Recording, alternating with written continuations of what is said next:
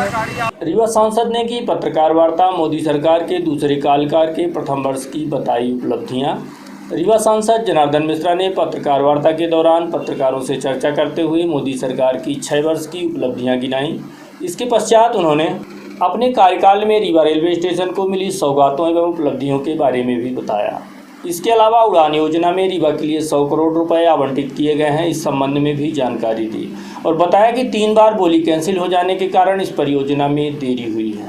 इसके अलावा उन्होंने बताया कि सिस्टम की नाकामी के चलते जिले में 80% बच्चे कुपोषित पैदा हो रहे हैं। रीवा जिले में 181 गांव कुपोषण की लिस्ट में शामिल हैं। इस बात को लेकर जब पत्रकारों ने उनसे सवाल किए कि 15 वर्ष में प्रदेश में आपकी ही सरकार है, केंद्र में भी आपकी सरकार चल रही है, ऐसे में यह जिम्मेदारी किसकी बनती है। इस सवाल पर सांसद ने कहा कि 70 वर्षों से जो खून में गड़बड़ी है उसे कैसे इतना जल्दी सुधारा जा सकता है। यह आरोप इनडायरेक्ट रूप से कांग्रेस पार्टी पर इनके द्वारा लगाया गया है। सांसद यहीं नहीं रुके, उन्होंने यह भी कहा यह अप्रवासी शब्द जिनके द्वारा भी इजाद किया गया है वह गलत है, इसकी घोर निंदा करते हैं। आप खुद सुनिए सांसद ने इस पर क्या कहा। वहीं सांसद द्वारा जिले भर में कुपोषण दूर करने की दिशा में एक प्रयास किया जा रहा है, जिसमें 80,000 सहजन का पेड़ लगाए जाने की तैयारी है, जो कुपोषण की लिस्ट में आने वाले गांवों में लगाए जाएंगे, जिसके लिए पौधे भी उनके द्वारा स्वयं अपने आवास में तैयार कराए गए हैं। 2014 का भारत और आज का भारत कितना बड़ा अंतर है।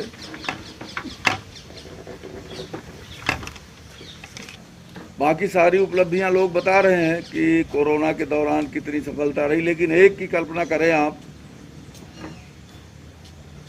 कि अगर 2014 के पहले का भारत होता तो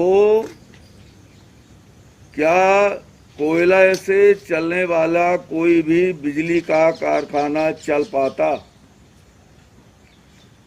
2014 के पहले 2 दिन 3 दिन 4 दिन के लिए बिजली के लिए कोयला कारखानों में रहता था, लेकिन कोयले का उत्पादन बंद, माल ढुलाई में व्यवधान, बिजली के कारखाने में काम करने वाले कोयला मजदूर अवकाश पर, लॉकडाउन में। उसके बावजूद भी कोयले की कोई कमी नहीं हुई, बिजली के उत्पादन में कहीं भी कोई व्यवधान नहीं पड़ा। मैं इस पूरे कोरोना काल में केंद्र सरकार की सबसे बड़ी उपलब्धि मानता हूं, और ये उपलब्धि कोरोना काल की नहीं है, 2014 के बाद से भारत ने जो तैयारी की उसका एक प्रत्यक्ष उदाहरण मैं बता रहा हूं। हर बिंदु पर तो हम चर्चा कर सकते हैं, आप लोग तमाम रोज लिखते भी हैं, सुना दिखाते भी हैं, लेकिन जिस चीज़ की चर्चा नहीं हुई और वो बात समाज के सामने नहीं आ पाई, देश के सामने, उसे मैंने जब पूरा अध्ययन किया, करता हूँ, सोचता हूँ, तो मुझको लगता है कि इससे बड़ा उदाहरण कुछ भी नहीं हो सकता हमारी सरकार की पिछले 5 साल 6 साल की उपलब्धियों का। इससे परीक्षा है, ये कोरोना काल की ये परीक्षा है सरकार की 6 साल की, कि बिजली की सप्लाई में 1 ग्राम कोयले की कहीं कोई कमी नहीं आई। नहीं तो इस देश में पूरा टोटल ब्लैकआउट हो जाता है। आपके पास कितना है, 3% परमाणु बिजली है और 7% या 6% कितना सही नहीं याद आ रहा है, ये बाकी दूसरे ये सौर ऊर्जा है, 13 या 15% क्या आपका हाइड्रो है, बाकी तो सारा कोयले से। लेकिन ये 6 साल की परीक्षा का एक रिजल्ट ये है प्रत्यक्ष, बाकी तो सारे आंकड़े हो सकते हैं, लेकिन ये प्रत्यक्ष उदाहरण है, हर घर को प्रभावित करने वाला उदाहरण है कि बिजली सप्लाई नहीं बंद हुई, कोई भी कारखाना बंद नहीं हुआ बिजली का, कोयले की वजह से। ये केंद्र सरकार के 6 वर्षों की सबसे बड़ी उपलब्धि है। आर्थिक गतिविधियां भी बहुत तेजी से बढ़ी, सारी दुनिया मंदी की ओर जा रही थी, तब भी भारतीय अर्थव्यवस्था काफ़ी मजबूती के साथ आगे बढ़ रही थी, लेकिन वो नहीं हो पाया और ये कोरोना आ गया। मैंने चुनाव के दौरान एक बात कही थी पूरे कि हमारा पहला काम होगा कि प्रधानमंत्री फसल बीमा योजना को राज्य सरकारें अपनी फसल बीमा योजना खुद बना करके लागू करें। तब तमाम सारे लोग हंसते थे कि क्या बोलता है, इसका तो कुछ जनार्दन ये क्या है, ये क्या बोल रहा है, तो कुछ कर नहीं पा रहा है, कुछ किया नहीं इसलिए ये बोल रहा है, कुछ सोचता है इसका अकील नहीं है इसलिए कुछ नहीं कर पा रहा है, बोल रहा है। लेकिन मुझे खुशी है कि मध्य प्रदेश सरकार ने, शिवराज सिंह की सरकार ने खुद मध्य प्रदेश की फसल बीमा कंपनी बनाने का फैसला किया है। इससे मेरे उस विचार की पुष्टि हुई है जिसे मैं राष्ट्रीय स्तर पर हर प्रदेश में लागू कराना चाहता था, और अब मुझे और बल मिलेगा कि मैं पूरे राज्यों में को लिखूं। मैं लिख रहा हूं राज्य सरकारों को कि आप भी मध्य प्रदेश सरकार की तरह अपने यहाँ फसल बीमा कंपनी बना लो, जिससे आपको भी राहत मिले। मेरे विचार की पुष्टि हुई है। इसके लिए मैं रीवा की जनता को धन्यवाद देना चाहूँगा कि मैंने जो विचार रीवा की जनता के सामने रखे थे, रीवा के लोगों ने उस विचार को लेकर के मुझे आगे जाने के लिए हमको बढ़ाने का काम किया, और मेरे विचार की पुष्टि हुई राष्ट्रीय स्तर पर। दूसरा, स्थानीय स्तर पर अगर आप कहें तो 100% रेलवे का इलेक्ट्रिफिकेशन हो गया। रीवा से जो डबलिंग का काम है उसमें कितने 13 किलोमीटर की 16 किलोमीटर का निर्माण और पूरा हुआ है। एक और वॉशिंग पिट आई है जिससे और भी रेलों की धुलाई हो सके। महिला प्रतीक्षालय और वो सेल्फी पॉइंट का सौंदर्यीकरण वाले का तो आप सब लोग उसके गवाही ही हो। 100 मीटर का राष्ट्रीय ध्वज और 36 CCTV कैमरे लगे।